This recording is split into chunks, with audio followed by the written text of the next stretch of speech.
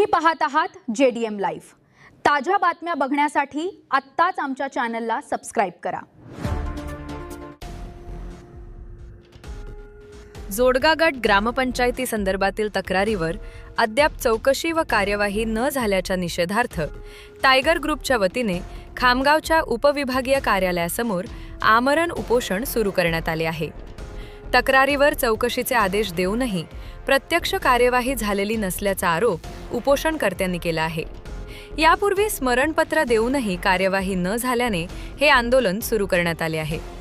संबंधित तक्रारीची तातडीने चौकशी करून नियमानुसार कारवाई करावी आणि केलेल्या कार्यवाहीची लेखी माहिती द्यावी अशी मागणी उपोषणकर्त्यांनी केली आहे। मागण्या मान्य होईपर्यंत आंदोलन सुरू ठेवण्याची भूमिका टायगर ग्रुपने घेतली आहे।